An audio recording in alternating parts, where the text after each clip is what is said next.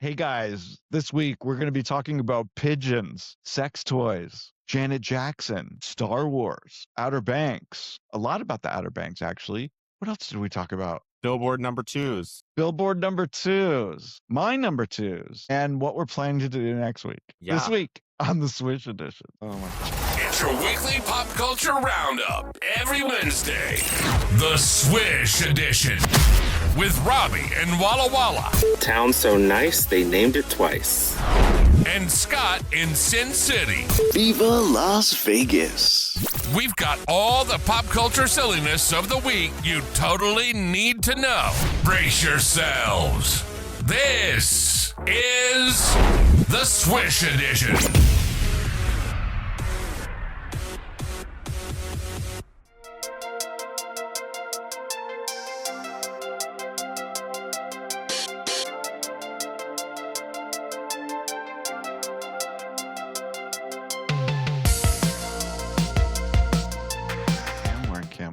It says offline. But how could anyone live their life offline? If they did that, they couldn't listen to the Swish Edition or watch us on YouTube. Yeah, you can be offline, away from the flap cameras. They're everywhere. You can't get away from them. Everywhere. Don't pick your nose at a stoplight. Someone's going to see it. Yeah. We had a couple really lovely days here, and now we're back to the disgusting 100 pluses. Well, a friend of mine got stuck in Vegas. They were trying to fly out on Friday, I think. Oh, when we had the big storms? Yeah. Yeah. She said, a bunch of monsoons came through, and I saw your video with the hail. Yeah.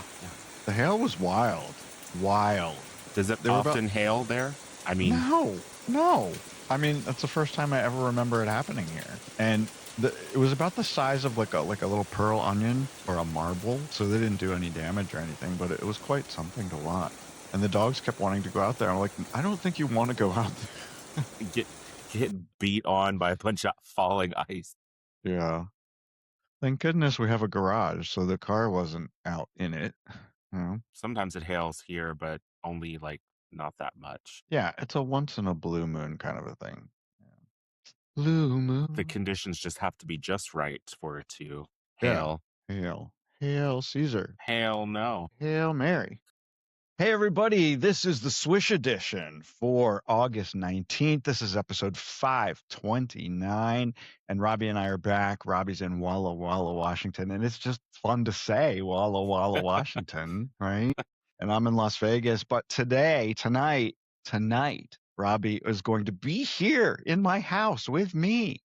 Yes. I'm excited. You haven't been to this house yet. I have not been to this house. My fourth house in Vegas, so... You were at number 3, but now you'll see number 4. Okay. So as soon as Robbie hangs up his podcasting equipment, he's getting on a plane and flying here to Vegas. Fun. Mad dash. Yeah. And don't believe the timetable because it says that 59% of the time it arrives early. So we'll see if that comes true or not. Well, sometimes it arrives early and then it sticks around on the taxis for a while and exactly. And it takes everybody 100 years to get off the plane, and then by the time you get off, and I just hope the tram. Yeah. I just hope the flight doesn't get canceled or turned around because there's a toddler without a seatbelt on sitting in the seats. Right. Like that story that. So ridiculous. I mean, every day there's another airplane story about someone behaving badly in an airplane. I don't know if you saw the picture I posted of the person who had their bare feet up on a tray table. That's just so disgusting. Was that you that took that or somebody else shared it? I haven't been on a plane in a long time. No, I just found it and shared it. Yeah, gross people. Who would even think of? In what world do you live in that you would even think of doing it rather than actually doing it? I don't know. Sometimes I wonder if these are staged photos. Maybe. Your friend is sitting behind you and you're like, I'm going to post this. And somebody's got their funky feet right behind me. Yeah. I wouldn't be surprised. I mean, everybody is trying to go viral these days. So yeah, you got to come up with something crazier and crazier than the next person. I hardly believe anything I see anymore. You can't believe anything you see anymore. I have to double and triple and quadruple check everything I see. And one of the big things now, and I know you don't like me to say his name, but I'll see a post supposedly that Trump wrote, and it seems outrageous and crazy, but I have to go check it and make sure it's real. And 9 times out of 10, it's not. But it seems real because it seems like something he would have said. So you have to go double check everything nowadays because people Yeah. put out misinformation and fake news all the time. Fake news, where did that come from? Hey, let me tell you about this new app. I don't know really why anyone would get it or why they'd want it, but it is kind of fun. It's called, have you heard about this? It's called Carrier Pidge, Pidge. It stands for Carrier Pigeon. It's an app that lets you send texts at about 110 miles an hour. Does that make any sense to you? No, I'm trying to find out why somebody would create this and who would want to use it. Well, 300,000 people have already downloaded it. So basically what you're doing is you're sending a text as fast as a carrier pigeon can fly. So if I was sending a text to my friend Joe, who lives a mile down the road, he would get it almost instantaneously. If I was sending it to you, Robbie, up in Walla Walla, Washington, it might take half a day. If I was sending something to my mom back in Virginia, it might take a day and a half. So the text goes as fast as a pigeon could fly. And why did somebody create this? I don't know, but his name is, let me see if I can pronounce this correctly. I wrote it phonetically. His name is Noah Iarobino. And he coded the app in a few weeks. It only took him a few weeks to put it together. And he confesses that it's both pointless and has generally no practical use. But 300,000 people downloaded it. The app uses GPS to measure the distance between the user's location and where the receiver is located. And you can track your bird's location as it flies between you and your friend to deliver the message. Now, the bird doesn't always make it, Robbie. Sometimes the bird dies, gets distracted, or goes the wrong way. So there's a 0.2% chance the pigeon will die en route and the message will not be delivered. I can't begin to tell you how much I would never use this app. You can, I don't even want it wasting space on my phone. There's a monetization part of this. You can have up to 10 birds in your litter. I don't know what a bunch of birds are called. Are they called a litter? No, probably not. A flock of birds? A flock? There you go. You can have up to 10, so you can send 10 different messages at the same time if you want to pay for that. So it's called Carrier Pidge, and you should download it on the Apple Store today, the App Store, or I think they also make it for people who don't have iPhones. So I don't know. Why would anybody want this? I don't know. I want the opposite of having that app. You want faster texting. Yes. You know what I love? I don't know if you've taken advantage. You have an iPhone, right? Yes. Have you taken advantage of the send it later feature on texting? Never. I know that I sent you on Sunday morning, I sent you a text at 7:30 in the morning, and then I was like, shit, I forgot. That boy does not get up at 7:30 on Sunday morning. Well, my phone's on silent anyway, so it's fine. Oh, so it's okay. I always wake up to a bunch of messages. Yeah. So I send messages regularly to my friend Ian, who lives in Hawaii, Honolulu. Hello, Ian and Michelle. And I text him when I think of it early in the morning, but I press the send later button and I send it like at noon, because noon my time is like 9 a.m. his time. So it's kind of a fun feature that you can schedule your text to go at a later time. Yeah, it's like ordering a pizza but setting it for later. Can you do you want that? it ASAP or yeah, you can do it. You can arrange it to be delivered at a certain time. That's fun because like if you're out somewhere, you can like order it and say delivered at 9:30, and then so it's there when I get home. It's a great idea. I didn't know that was a thing. A lot of times in DC, when I would take the bus home from work or the metro, I would order Chinese food so that it would be there when I got home. And I'd always be like racing to get there before the delivery person got there. Right. I think that's kind of fun. Fun. So this next story is, let me just get right into it because it irks me a little bit. So our addiction to electronic devices and social media has dwindled so much in young people. And this story was from The Atlantic. They did a study of young people, specifically college-age kids today, and the results are alarming, but not really surprising. They interviewed 20 film studies professors at schools including USC, NYU, and UCLA, and they found that film majors increasingly cannot even finish watching a feature film in the class. So they get assigned a movie to watch at home. Fewer than half of them even press play to watch it, and about 20% reach the end. Malcolm Turvey, founding director of film and media studies at Tufts, he bans electronics during screenings and estimates half the room still checks their phone during these movies. Nice way to listen to your professor.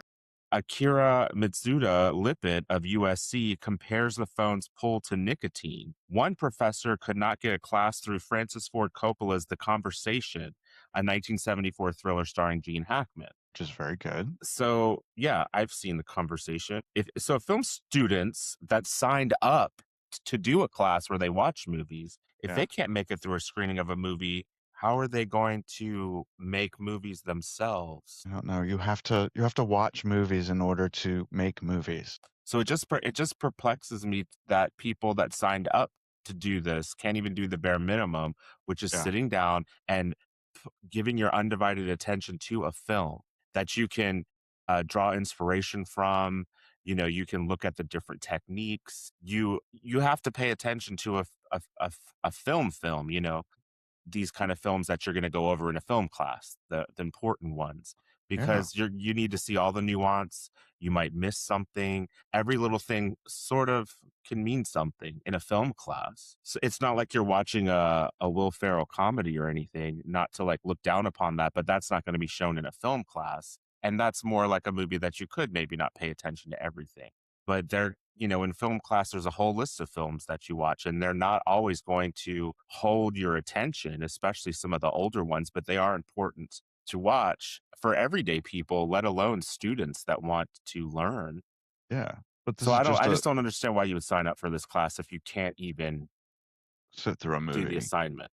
But I think this is indicative of what's happening to the younger generation now. Their attention span is zilcho. They don't have an attention span. They can't sit through a whole movie. They probably can't sit through a whole hour-long drama on television because they're used to looking at their phone all day and watching 60-second clips. Well, but what about all the people that binge watch shows like all night long or you know, are all 20-year-olds doing that, or is it just people our age that are doing that? I don't know either. I'll have to ask my friend who is early 20s. You have a friend in your early 20s? Yeah. Her name is Freya. I met her here. She was in the wine industry. Well, you will have to ask her then if she. I'm actually going to see her today because she's going to visit us. She lives in Seattle now. Nice. So yeah, she wants to get into watching some of these older movies. So there's some great older movies that, you know, this is like taking an English lit class and not reading the books, right? Yeah, I mean, and you know what? Yeah, you should read the books too in those classes.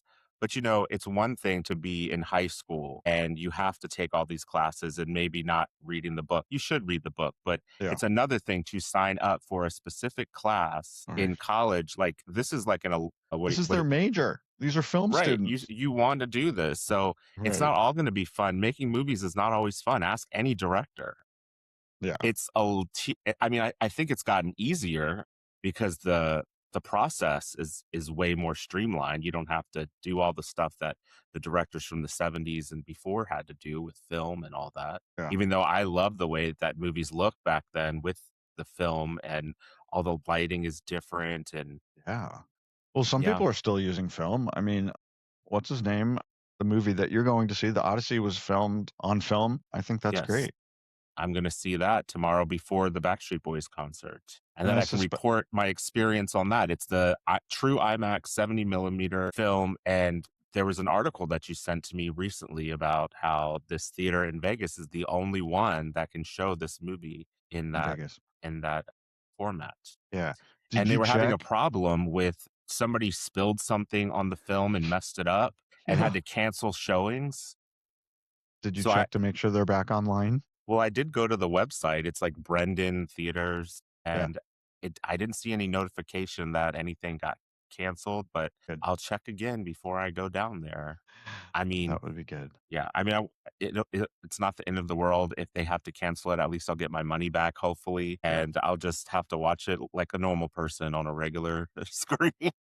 Well, I suspect they did fix it because I haven't heard anything about it, and I would think people would be freaking out because they've been showing the movie around the clock, like literally. Yes, they have. Because I told you when I checked the schedule, because I tried to go the last time I was there last month. Yeah. And I was shocked that the movie had already been out for like a couple of weeks at that point. Yeah. But all these, I did not realize how rare it was for that theater to be showing this. I was learning all of this. And yeah, they were having showings at 1 o'clock in the morning. Crazy. And all the seats were taken for like weeks and weeks. It's crazy. And Crazy. so I had the bright idea. I was like, well, I'm going to be back here in August. I should look to see if there's if it's still playing and if it's open. And there was. But yeah, they were missing out on a lot of money if they couldn't show those, if they couldn't do those showings, because it's $50 a ticket. And the theater has about, it's not a huge theater, like, I don't know. Yeah, but that's $50 a ticket. And then you got to add on all the concessions and other stuff. But yeah, missing out on a lot of money. I'm sure that theater owner was not happy about that. Yeah, I can imagine. So when I get there, I'm going to say, so who spilled what? I want to see this employee if he still even works there. Right? I mean, you're talking about a film, a real film that's 2.5, what was it? It was over 2 million feet long. I don't remember. It was really long. And it's really long. I mean, it had to be delivered on a pallet. It was so huge. Yeah. So I don't know. Just imagine back in the day before digital, theaters had to, I mean, they weren't going to be that big because they weren't 70 millimeter and they weren't 3 hours long. But a normal 35 millimeter film that was maybe like 2 hours on a couple of reels, they would have to ship them to all the theaters. Yeah, and then they have around to load the them country. And that's why movies didn't really get released at the same time all across the world or country back then, because they had to, once these theaters were done, they had to send them to another one. So they didn't make that many prints. weren't. Yeah, they certainly weren't showing them in 3,000 or 4,000 theaters all at the same time. No, because like if you look back on, like, you know, when they released like Jaws or whatever, it only got released on like 200 screens when it first came out, and then it kept rolling out to other areas. Which is not something that we have now. Everything gets released right at the same time everywhere on the planet.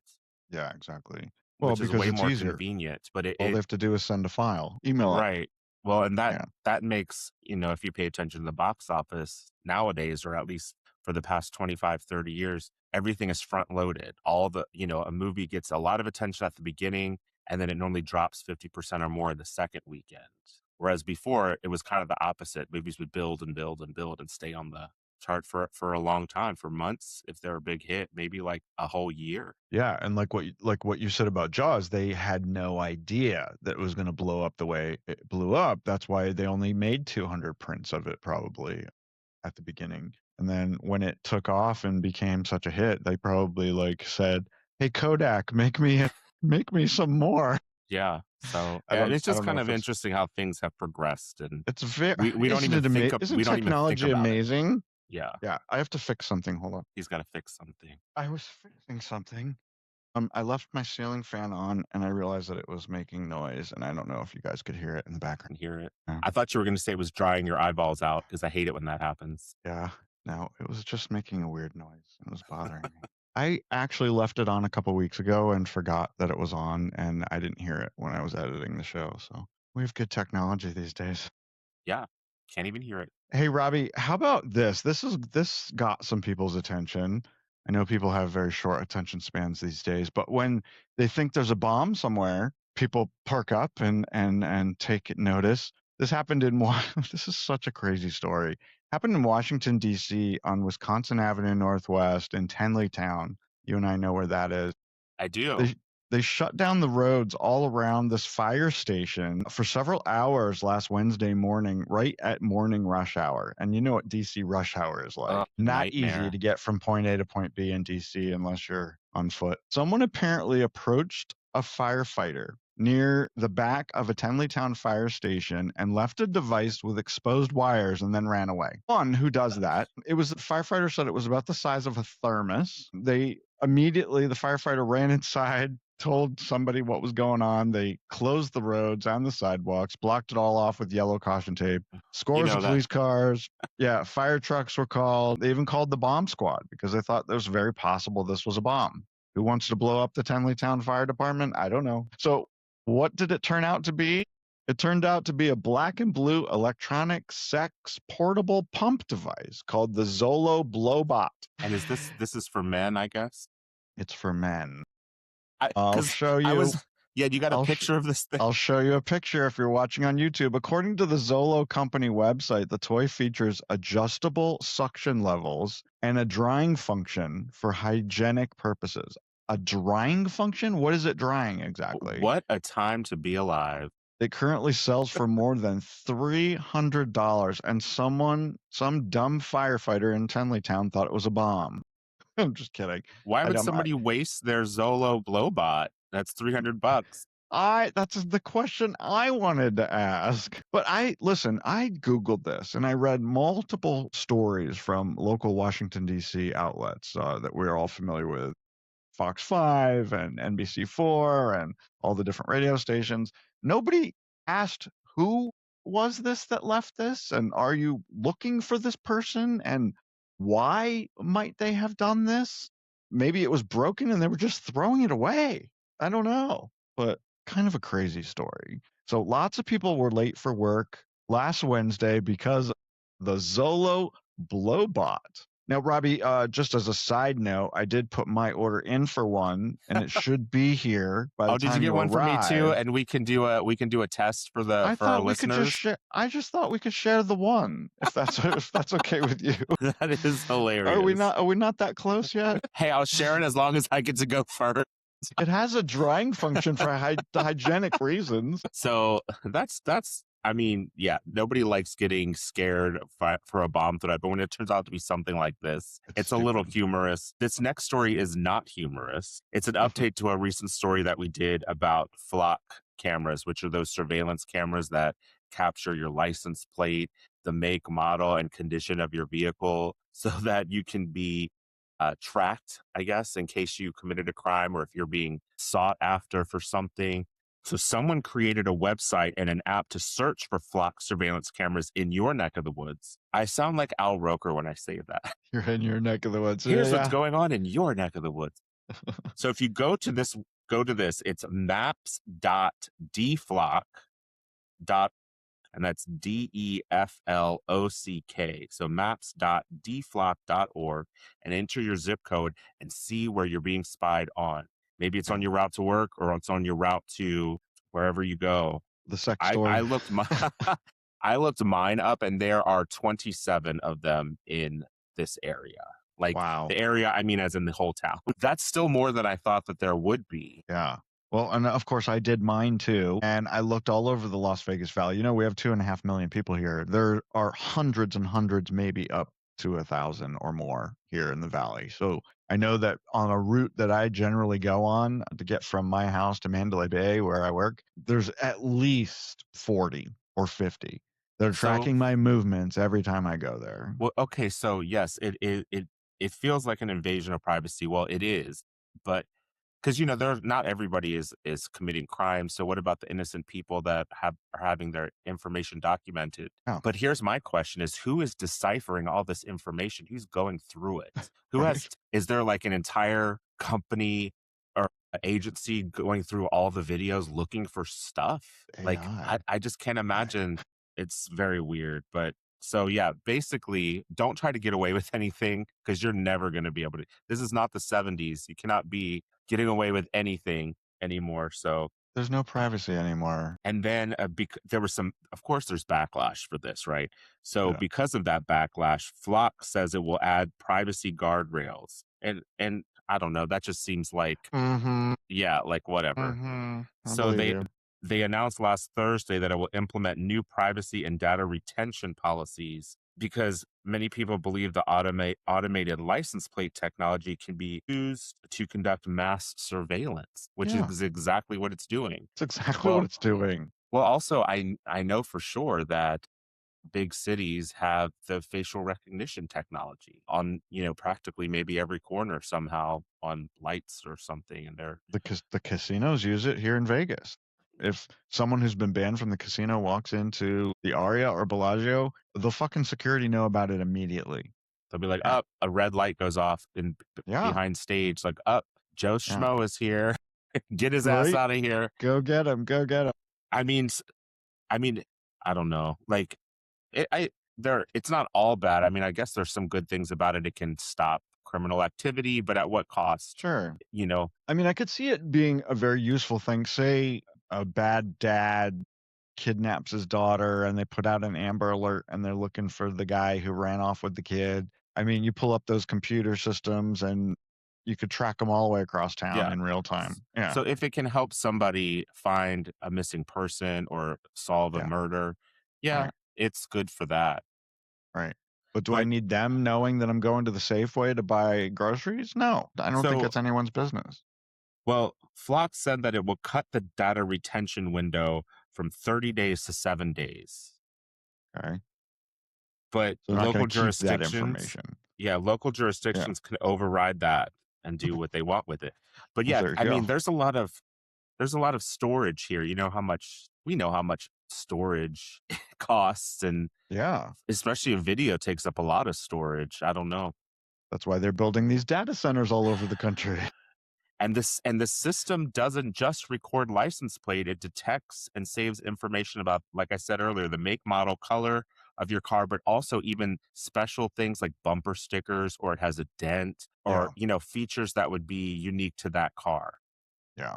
Do you know? Can I do a side for a second? Yeah. A side note.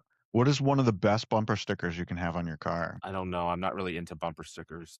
Well, one that says that you support the police, like, that you give money to the police, the local police organization. Apparently that's very helpful when you get pulled over for speeding or running a red light or something. I guess you're right. Yeah. Okay. Also, anything that says that you're a veteran. However, you actually need to be a veteran to put that sticker on your car. If you're doing it disingenuously, then you deserve to get the speeding ticket. Yeah. I'm not a veteran, so I will not be putting that on my car. I mean, when I got my car for the first time and I was young and fun, I did put bumper stickers on my car, but now I think they're, for me at least, I'm not into it anymore. No, they're super tacky. Wait, you mean you don't have a thing on the back that says baby on board? No, I did see one that says baby up in this bitch. I thought that was kind of funny. What about the stick figure family? You've seen those, I've seen all the variations of that. They're funny. So my friend Brooke actually just sent me a picture of a bumper sticker that she saw the other day, and it says, "Your mama was a hoe." Well, that's just silly, but I mean, I guess if you're bored in traffic and you like to look, I mean, I used to like to look at license plates, the vanity plates, and it sort of says something, but you don't know right away what it says, and you're trying to figure out like, oh, okay, I see now. Like, it's Dale and I do that at stoplights all the time. Try to figure out what someone's license plate means. Yeah, right. Like some are better than others. Some are more obvious than others. Yeah, we could have a whole show about stories related to that. Yeah, I want mine. I put one in. It was KUHO, Cumho. But they somehow, I don't know why, but they rejected that. You don't know why they rejected that? Oh my God, Scott, come on. Why did you want that? It was a joke. It was a joke. Sound effects. I'm this next story's fun. I have show and tell for it too. Yeah, switching gears. Is it my turn? Switching gears, some entertainment news for you. Janet Jackson's Control album is turning 40. Look at that. I have her vinyl for Control, an original vinyl. I don't even need to put the picture up on the screen because he's showing the exact picture I was going to show. Now, of course, I have it too, but it's downstairs. But I have a record player and Robbie doesn't, so it doesn't do him any good that he has that record. I do have a record player. It's just broken. Oh, well, yeah. It's just broken. You did mention that before. But yeah, I think this is an iconic album cover too. It's iconic, and it's an iconic album. I mean, let's not forget, y'all. It came out in 1986. I was 16 years old. Robbie was 0. I was like 4. You were 4. No, I was 16, and you were 4. Yikes. So this is the Jimmy Jam and Terry Lewis produced album. It came out in 1986. It features some of her best songs. What Have You Done For Me Lately? Nasty is on there. When I Think of You, Let's Wait a While. I mean, and of course, Control. Well, don't forget about my favorite one on here, The Pleasure Principle. The Pleasure Principle. Can you do it? Can you do it? pleasure principle. Anyway, so this is the news. The news is that Janet Jackson is filming a live concert movie on December 12th at the Amarant Bank Arena in Sunrise, Florida. I don't know where Sunrise, Florida is. I probably should have Googled it. I assume it's somewhere near one of the major metropolitan areas. I don't know why she's picked that place of all places. I don't know either, but the film will also feature behind the scenes footage. So I'm thinking something maybe like Truth or Dare, maybe. I don't know. Will all the backstage stuff be in black and white and the concert stuff be in color? That would be unique. But listen, when they announced this, that they were going to be filming it for a movie that's going to be in theaters sometime next year, on December 12th, the tickets sold out in minutes. So you guys can't go. You're not going to be part of the movie. It was unless you can buy them on eBay or something. On StubHub. But yeah, I'm excited about this. This is, we were talking about last week how I watched the Celine Dion concert movie all the time. I would totally buy this and make sure I had a copy of it to watch. So she still puts on a great show, y'all. So I'm excited. Yeah. So that's what I have to say about that. And maybe while I'm telling this next story, you can Google where Sunrise, Florida is. So this is really cool, but I also have some reservations about this next one. So if you've been living under a rock, you probably don't know that next year is the 50th anniversary of the original Star Wars movie. So New Hope came out in 1977. It was February 19th to be exact. No. February? It came out in May 25th. Okay. I was like, what? Why would you put out a movie like that in February? Yeah, no. So I jumped ahead. I jumped ahead in my notes. So the movie originally came out in May 25th of 1977. It was not called New Hope, as you know. It wasn't called Star Wars New Hope until they put out the first of the 3 prequel movies. Then they renamed Star Wars A New Hope. So, but what this is going to be is the original 1977 cut of the movie. So you're not going to get. Oh, you're not going to get all that CGI additional stuff that George Lucas did. Right. So there's times when you see like the TIE fighters and all that stuff flying, and you see kind of the imperfections. You'll see all that. They're going to leave it in. Although this is a newly restored print, so it will be crisper, cleaner, and brighter than the original. But I don't think he's going to mess with the imperfections. Well, I don't think George Lucas owns it anymore. I know, but they sold everything to Disney. I know, but they said they were going to put out the original but restored. Because I think, and I could be wrong about this, but I remember when the ones came out where they CGI'd it and he improved it. The original films is what he said. He said that he would never ever release the original ones the way that they were. I remember reading that. So and maybe I said, wow. He's not behind this. So I think since Disney now owns it, but I mean, I would love to see the original before it was all adulterated. Exactly. All right. I have a copy of it. So if you'd like to watch it, come over to my house. I have it on VHS, although I don't have a functioning VCR right now. But I do have it on VHS, so we can watch the original. But you can also go to the movie theater. But here's the thing. This is what I don't understand. This special theatrical event, this newly restored print, is going to be kicking off in theaters on February 19th. Why are they doing this on February 19th when the movie didn't come out till May? I don't understand. You know why I think? It's because February is kind of a slow time for movies. So they're trying to like put a movie like this out so that they can create, get attendance for a slow period, because in May, that's when all like the current blockbusters are going to be coming out. So that's why they're doing it. I don't know that for a fact, but something tells me that that's why they're doing that. Yeah, so I wonder, I didn't look this up, but May 25th, 1977 might have been Memorial Day weekend, very possibly, right? Yes. And that's probably why that's when Star Wars originally came out. I don't know if I've told you this, Robbie, but I've definitely talked about it on the Swish Edition before in the past. I first saw Star Wars at a drive-in theater in the front seat of a Connecticut State Troopers police car. Wow, that's interesting. My best friend, Tony, his dad was a Connecticut State police officer, and he took the 3 of us to see Star Wars at a drive-in theater. So what was it like seeing it, knowing that there was you're just seeing it, a standalone film for the first time, not knowing anything about its history, which would come much later. You're just watching a sci-fi epic. I was 7, so I don't know if I even got what was happening. So Because I remember when I first watched it, of course, I was probably younger than 7 when I did get to see it on TV. HBO. I didn't understand any of the plot, like the political stuff, and Yeah. I just was totally looking at the visuals. And Yes, of course. And I'm one of sure my that's favorite things about that first movie is the cantina scene where they yeah. go in and there's all like the aliens and monsters in there just hanging out, drinking.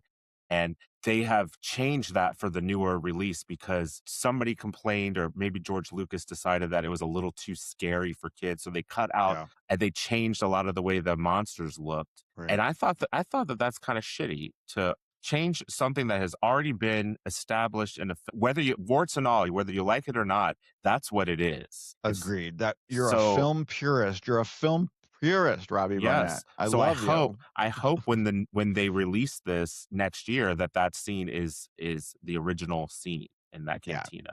If me it's too. not, I'm going to stand up and throw my popcorn. All right, so I want you to come down to I need you to come to Vegas at least once a month for the rest of your life because I think you and I should go together because guess what they're also doing? For the first time ever, they're going to be releasing it also in IMAX theaters for this February outing. Yeah. In 70 millimeter? Well, I don't know about that. No, I don't know if think it that- was. I don't know if it they was can do filmed that on for 70 old. Yeah. millimeter. But it's going to be really fun. Have you been to the Star Wars land at Disney? Have you been to Disneyland since they added the Star Wars stuff? The whole Star Wars land? Okay, so I've been to, what do they call it now? Okay, I'm so old. I remember when it was called like MGM Studios. What is that park called That's now? Florida. I'm talking about California. Oh no, I've But never been to California. I mean, the California theme. I've been to California, but I've never been to the Disneyland park in California. we I've must been to go. the one in Florida though. Orlando. Yes, of Yeah. course. Yeah.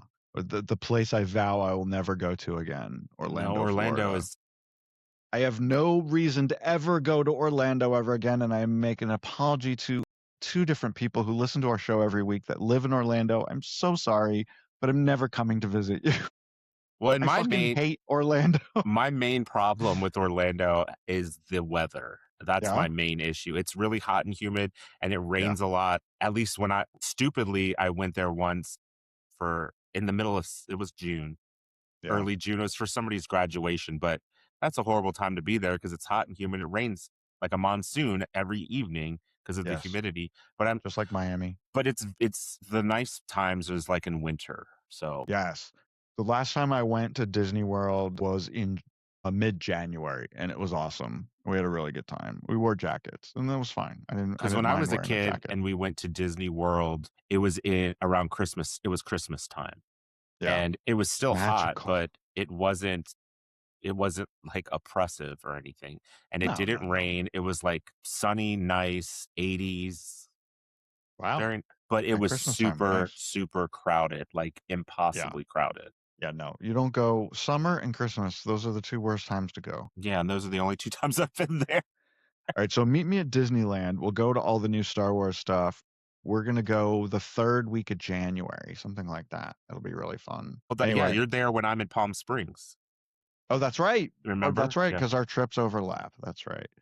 All right, So we will both be in California, but just not we will, together. just in 2 different places. That's fine. That's fine. We'll have to pre-record our show. But what else? And then we is can sing the song from American Tail, looking out the window at the stars, and sing Somewhere Out There by Linda Ronstadt. Somewhere out there, beneath the pale moonlight, I'm thinking of you. Something tonight. Yeah, I don't go for 80s cartoons, but what was that? The Rescuers Down Under? Is that what that was? No, it was No. American Tail. Oh yeah, worse. One more thing before we take a break. Very excited about tomorrow. Season 5 of Outer Banks on Netflix drops. All 10 episodes drop tomorrow. Are you a fan, Robbie? I don't watch the show. I used to go to the Outer Banks as a kid every summer. Yeah. Well, So I me have too. a history with Outer Banks, but I didn't watch the show because it just looks obnoxious to me. It is not. It's wonderful, and I love it to death. And if you love things with mischievous kids who get into trouble, kind of like Scooby-Doo, then you'll love it. But I will tell you, if you're looking for it to look anything like the Outer Banks, you'll be sadly mistaken because the whole thing is filmed in South Carolina. Well, it's close, but not Close, the same but at South all. Carolina, the coastline of South Carolina is very, very different than the coastline of North Carolina. Yes. Very different.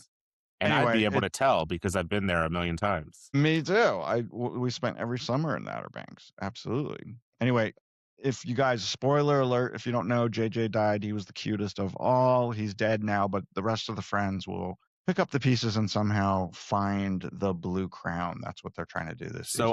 I will watch the show if he died by getting eaten by a shark. Did he die by getting eaten by a shark? He was in Monaco, so I seriously doubt that he died by shark. I believe he was shot, but I can't remember exactly. Well, that's just boring.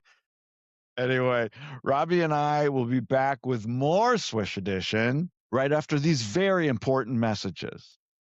This, my friends, is the Swish Edition.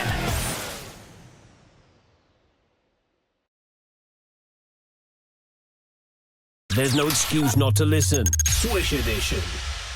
Oh my God, but JJ, he was so cute. You have to watch it. He's in all. You have Netflix? Yes.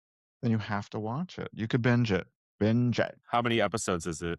Like 20? 10 a season. So you've got 30 to watch. And then, oh my God.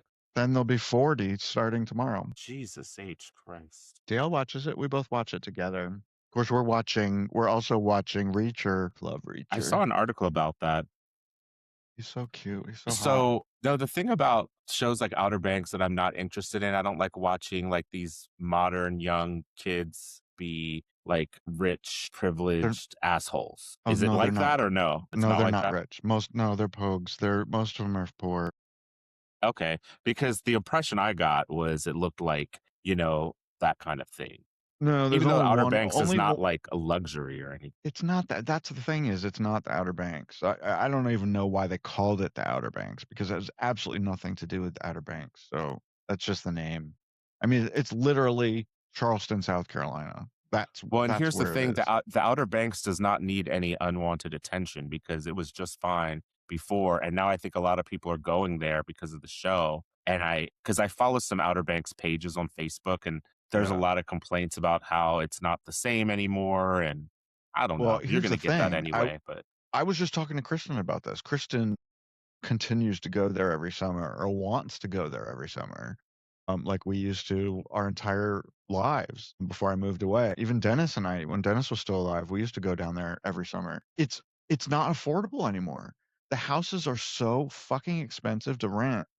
Kristen said the house, they were getting a 4-bedroom house on the water. It's now over $20,000 a week to rent. It's the prices down there are absolutely insane. But no, also I would never go back. Yeah, no. It's because also bad. Here's the thing: it's not worth that price. Yeah. Well, I love the Outer Banks, but there are cheaper options, Robbie. You can stay several houses back, but like those kids that you said that you didn't like, Kristen and I grew up with parents who had a lot of money, so we had to be right on the fucking beach. Otherwise, we wouldn't go. If the house is not beachfront, I'm not fucking going. Why would I go? I could just stay home. I mean, I was young when we went all the time. Like my grandparents paid for it, not us, but it was like the whole family would go. Yeah, and it used to be affordable. And I don't know how much it was to go. Yeah, no, yeah. I think it was maybe like just a couple of $1,000s for the whole week. Yeah, I think. I mean, my parents weren't rich when I was a little kid, and we went all the time. And we had houses near the water, maybe not right on the water, but you could see the water from the house. I remember some of the houses' names too. Yeah, because they all have fun names. Yeah, like Porpoise Watch or yeah. Every year of the 90s, I was in the Outer Banks for the summer. We were probably there at the same time. Yep, we would normally go in like mid-June, the week right before the rates went up. That's when we would go. And you'd have to book your house the year before to secure your otherwise spot. You couldn't get it. Yeah.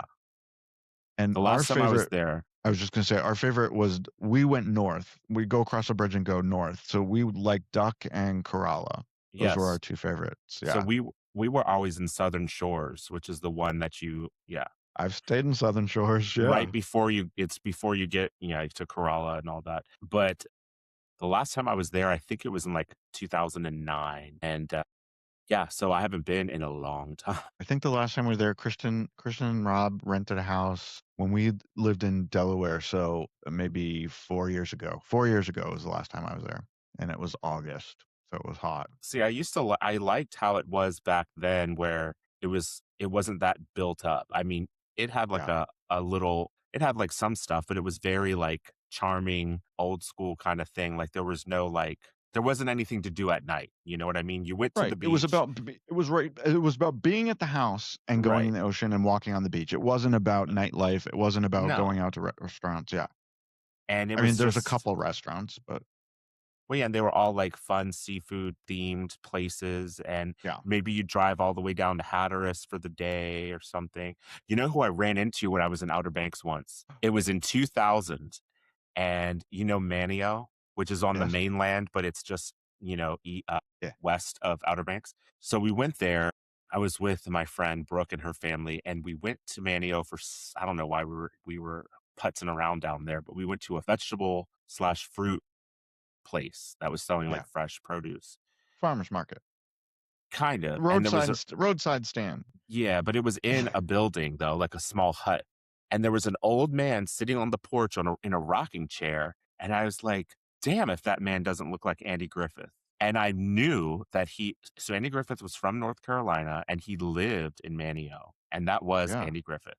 It was Andy Griffith. And I didn't go up to him because I think he could tell that we were figuring it out. And before I could even turn around, he was gone. Like he just dipped out. And he looked exactly like he did on Matlock. Pure white, snow white hair. And he was just hanging out, relaxing on a rocking chair, minding his own business. How cool was that? And when we went into the shop, I said, was that guy sitting out there, was that Andy Griffith? And she was like, oh yeah, he comes in here all the time. He lives like down the road. That is and so I was great. like, wow. I was like, I can't wait to get home and tell my dad about this. We still have to do that episode of all the celebrities we've run into in the wild. So that's a good one. That's a really good one. Yeah. And it's only up here because you don't have a picture and you don't have an autograph and you didn't talk to him. But you'll always have that memory until you get the Alzheimer's. Where did that come from? Took a dark turn. Right? I'm just going to hold up my Janet Jackson album again. You do that, but I'm going to put up another picture. A Canadian movie theater resorts to drawing their own movie posters. Now, why would they do this? This is a movie theater in Prince George, which is up in British Columbia. And the poor theater in Prince George didn't get their shipment of promotional movie posters to put in those boxes they have all over the lobby. So one of the theater owners, theater employees, his name is Drake Landon. He decided to draw his own movie poster for Spider-Man Brand New Day. And here it is, if you guys are watching on YouTube. I think it's really cute. And he wrote here at the bottom, sorry, we never received the real posters. Sorry for any inconveniences. It's not really an inconvenience. Nobody is clamoring for a poster. There's no inconvenience. But he also misspelled inconvenience and received like Scott would do in his outlines for the show because I cannot spell to save my life. Oh, I know. But I did write sick, S-I-C in parentheses, which means that's exactly what he wrote on the poster. Now, he did not expect this drawing to go viral. He posted it on his social media. He only has like 5 followers, but someone picked it up on Reddit. And now hundreds and hundreds of thousands of people have seen this picture of his Spider-Man movie poster, which I think is great. Did he just do Spider-Man or did he do others? I don't know if there were others. I don't know, but this one is the only one that I saw. So meanwhile, this is crazy. As of Monday, when we tape the show, Spider-Man Brand New Day has made just a tad over $2 billion now in 17 days, which is pretty frigging amazing. Cineplex CEO Ellis Jacob thanks Gen Z especially for showing up to the theaters after their long absence of not going to the movies. So, Robbie, I guess Gen Zers do have some attention span because they're going to see Spider-Man Brand New Day. Yeah. But are they sitting through the whole thing and not on their phone, right? Well, and also this is like a modern action film. It's going to hold their attention for the duration because of, it is what it is. Yeah. But here's the thing. He said that he said he thanks Gen Z for showing up after their long absence. But Yeah. didn't Gen Z drive that horror movie Obsession to like $250 million? That was Gen Z that did that. Was it And that was Youngins that did that? Yeah, and that was months Yeah. ago. Backrooms was another one. We talked about that before. So they're still Well, coming, but they're this still is just coming. these numbers are huge for Huge. Spider-Man. Yeah. It's crazy. I have yet to see it. I told you I'm gonna wait for it to come to my TV. I'll probably do the same if I even at all, but I don't like people and I don't love superhero movies, but I do love Tom Holland, so I will probably see it at some point. so going from movies to music. So last week we talked about the song of the summer, Choosing Texas by Ella Langley. Yeah. And now Billboard wants your help to determine the greatest number 2 hit of all time. I love it. So not all hits make it to number 1. And some of the biggest songs that didn't ever make it to number 1, which is crazy. I think there was an episode where we talked about this. Yeah. Yeah, some of these really, really surprised me. And then, like, at the same time, some songs that just didn't age well or stand the test of time were huge hits back then. And now people are like, what? I don't remember that song, or why was it such a big hit? But so Billboard has an active poll right now on their website where you can vote for your favorite number 2 that should have been number 1. There you go. And for people that do follow Billboard nerds, I consider myself a Billboard nerd, right? Do you pay for their site? No, I do not. But No. and like nowadays, Billboard does not hold as much importance to me as it used to. Yeah. Pre-streaming, where I would go to the newsstand and look for the latest Billboard. I'd go to the page with the top songs, the Hot 100, and then the Billboard 200, the albums and the singles, and I would look to see where these songs were charting, and I would mainly do it to see what the latest Madonna song was doing. And sometimes I would buy the magazine, but they were kind of expensive. Yeah. For a magazine then. It was an industry magazine, wasn't it? Right. Mostly? Yeah. Like you could get a People magazine for like, I don't know, like $3 back then in the 90s, but Billboard would be like $8 bucks. And that was like, whoa, I'm not spending that much money on a magazine. But so here's the songs that Billboard has given you the options to vote for. So they have Queen's Bohemian Rhapsody, Prince, Purple Rain, Lady Gaga, Bad Romance, Missy Elliott, Work It, Kelly Clarkson, Since You've Been Gone, Bob Dylan, Like a Rolling Stone, Cyndi Lauper, Girls Just Want to Have Fun, Marvin Gaye, What's Going On, The Ronettes, Be My Baby, Dr. Dre, Nothing But a G Thing. And then there was just another category for other, like maybe the song that you wanted to hit number 1 that was only a number 2 is not on this list. Like for me, I have a list of things, but out of these songs, I voted for Cyndi Lauper, Girls Just Want to Have Fun. That should have definitely been number 1. Wow. How did that not hit number 1? That's crazy. Right. Well, it's crazy that most of these didn't hit number 1. I picked Queen's Bohemian Rhapsody because I think it's just such a friggin' classic, and it was so original and so Queen. I mean, my goodness, what an anthem for them. I cannot believe that didn't chart at number 1. And then also Bad Romance. Isn't that Lady Gaga's most known song of all time? How did that not hit number 1? Well, something else was, sometimes when these big hits that are number 2, they got stalled because there was an even bigger hit that was just sucking up all the air in the room for number 1. Yeah. It'd be funny to go see what stopped them. Yeah. And how many songs, Robbie, didn't make it to number 1 this summer because of fucking Choosing Texas? Yeah. Right? Because it's still number 1 this week too. Wow. Okay. Also, I want to bring this up about Queen's Bohemian Rhapsody. I feel like they got a second chance because it hit number 2 way later after it came out. It came out originally in the 70s, and then it hit number 2 when the movie Wayne's World came out in 1992. Wayne's World was 91 or 92. I think it was 92. And that song was in that movie and on the soundtrack, and that's when it went to number 2. And it was sort of like right after Freddie Mercury died in 1991. So, there was a lot, he was on a lot of people's minds at the time. But now, okay, so since we're talking about music, I'm going to talk about Mhm. Madonna. She just had her birthday over the weekend. She turned 68. And so she has a lot of number twos. She has a lot of number ones, but she has a lot of number twos as well. And a lot of people like to discuss them. So Yeah. she has 6 number twos. I have a number 2 every day. So her number twos, and some of these are kind of surprising. So Material Girl was a number 2. It was not a number 1. Causing a Commotion, which was from the Who's That Girl soundtrack, was number 2. Express Yourself, only number 2. Cherish, I'll Remember, and Frozen.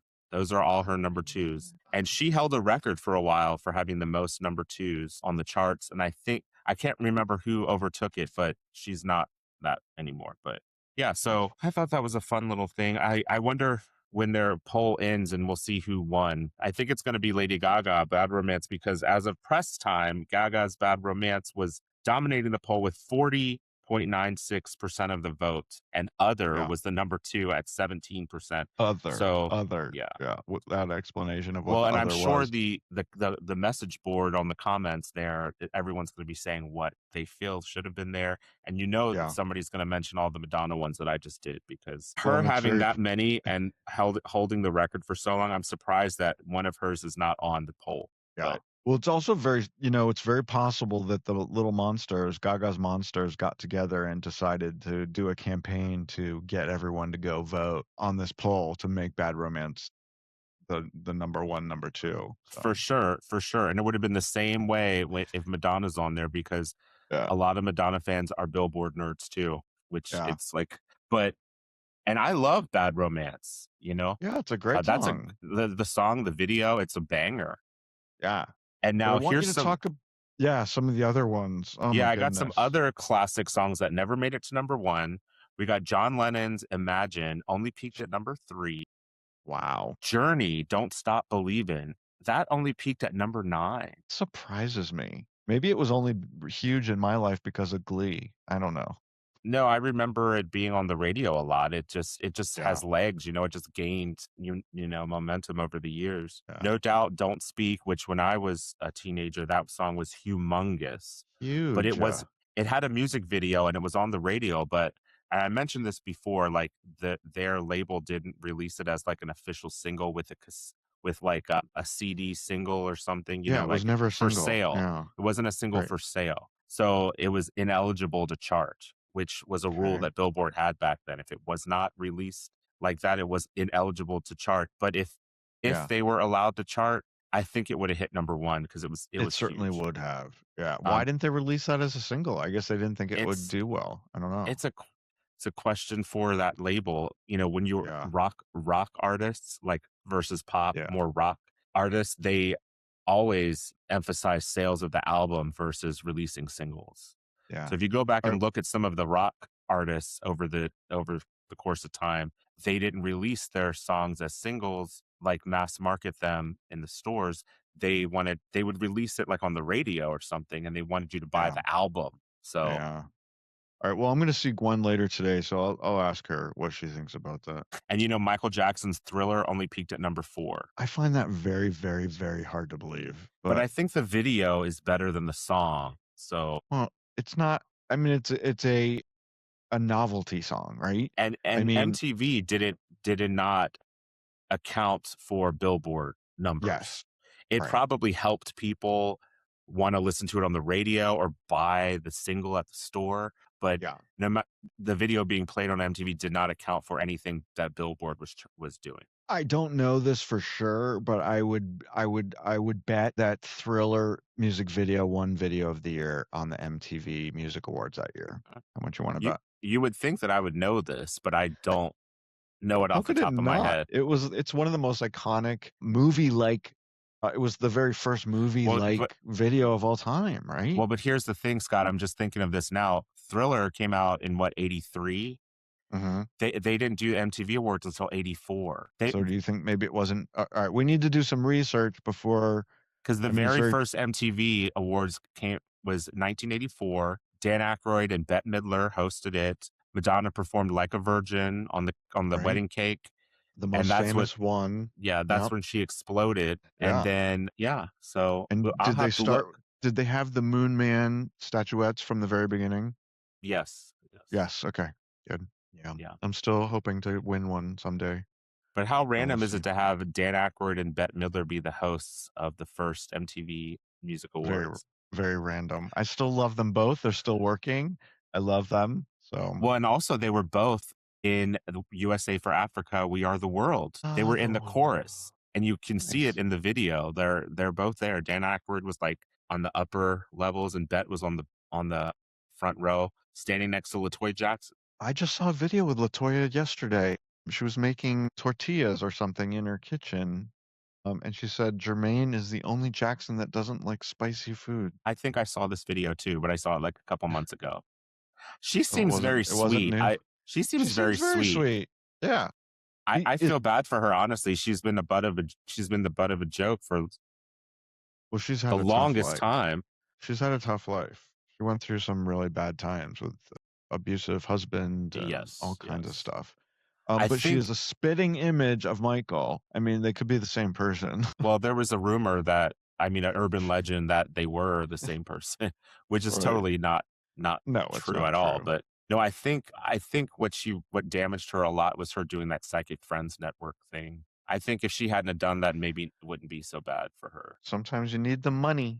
Yeah. Sometimes you need the money. Well, listen, Robbie is about to hang up his camera and microphone and get on a plane and come here to Vegas. We're very excited because tomorrow night, not only is he seeing the Odyssey tomorrow on 70 millimeter in a legit IMAX theater, which I'm going to drive him to on tomorrow morning, we're going to Backstreet Boys at the Sphere tomorrow night. It's I think their 53rd performance of this show at the Sphere. Yeah, very excited about that. We'll be taping something from there, so you guys will see it next week. We'll be wearing our white. We're going to be wearing our white head to toe outfits. I'm very excited about that. I need to iron that. I need to iron mine. That reminds me, I got to get my iron out after this. So I do not have white shoes, so I'm not going to be wearing white shoes. What color are your shoes? They're like blue. No one's gonna. Oh, well, blue, millennium blue. Yeah, because they're a little dark blue, but yeah, maybe. It's okay. No one's going to care. No one's going to Didn't they have an album called They had an album called Black and Blue, right? Yeah. No one would care unless you showed up in all black, and then maybe someone might care. You would stand out big time at a Backstreet Boys wearing all black. It's like a sea of white clothes, and then just... It's also a sea of white people. And Asian people. For some reason, it's all white people and Asian women. I don't know. That's... And I'm not trying to be racist or anything. That's just exactly who goes to this show. So there's a couple black people here and there. Some black people like Backstreet Boys if they know what's good for them. Well, Backstreet Boys were very soulful, They have a couple soulful songs, absolutely. Yeah. All right. Also, I know that there are a couple people who are going to scream at me and write me emails tomorrow when I say this next sentence. But next week is the last episode of season 16. But Robbie and I are doing it in person together on the Flamingo set here in Vegas. So we'll be in the same room at the same time, which is fun. And I'm also bringing my lunchbox questions. We're going to do it one more time this season. And then Robbie and I are taking the entire month of September off because we both have some other projects that we want to work on. And we'll be back with season 17, the first Wednesday in October. So excited about that. Spooky season. I love October. Oh, and we got to gear up for our Halloween special, which we have to do a Halloween special. And I want us to do it in costume. Are you willing? Do you have a costume somewhere in your house? I do. Oh my God, I can see the gears moving in his head, trying to figure out what would be appropriate for a podcast. Do you have something? I'm sure I can muster something up. I have a whole... I was trying to think of the costume that I have decided what I want to be this year, but I haven't bought anything of it. So if something falls through, then I'm not gonna. But I want to be Billy Butcherson from Hocus Pocus. That's what I want to do. But it involves makeup and stuff. So that might be too much for a for a Wednesday evening. That's why I was like, there must be something you can throw on. Yes, I definitely have stuff. Or a fake mustache or something. All right. I'll come up with something too. Maybe my hair will be longer and I can do a mohawk or something. I don't know. Anyway, That's good. I think that's enough for today. What do you think? I think this has been a fun show. Yeah, I'll see you live and in the flesh, I in know. living color. I can't. What? You want to do it naked? We can No. actually do the. Do you? I don't know if you know this from yesteryear, but one episode of the Swish Edition was done completely in the nude. That This was before we you did it. video. Before we did video. Yeah, it was only audio, but every single person on the show was completely butt naked. And guess who wouldn't participate? Dale Blades. He is not on that episode. He was like, I'm out. But Jason and Steve and I, plus our guests, were all completely butt naked while we recorded that show. It was fun. Everyone Dale was a good stood off sport. to the side. Yeah, it was fun. He was just gawking. He was taking mental pictures. So I'm gonna go take my Janet Jackson record and pretend to play it because my record player is broken. But I should go find mine and actually play it while I make dinner. All right, Yeah. love you guys. We'll see you next week from the studio in Las Vegas. And peace out. Have a good night. Yay. The Swish Edition is a production of Bethwick Media, LLC. Learn more about the show at swishedition.com. And don't forget to subscribe and leave a review on your favorite podcast app or site. But only if you like us.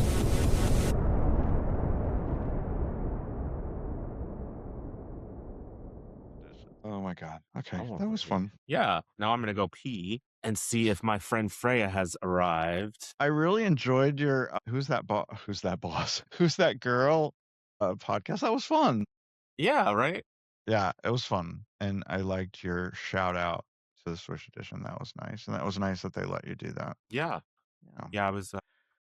It was fun to do it. You know, of course, I love that movie. Yeah. And his name is Scott as well. It's Mhm. Scott and Pete. And Scott was like, "Oh, I want you on the show for something," but he's like, "I gotta pick the right one." So when this came, he said, "Oh, we're gonna do Who's That Girl?" I said, "That's the one. That's the Yeah. one." Yeah, Perfect. yeah. And their podcast is Movies That Made Us Gay. I know it was really fun. Really fun. I was trying to figure out what their listenership was like, but I don't know. It's hard to tell these days. All right, go Pete. I still have 99%. I mean, Oh, I'm 99. Well, I haven't I have- pressed stop yet. Let me press stop. That's why.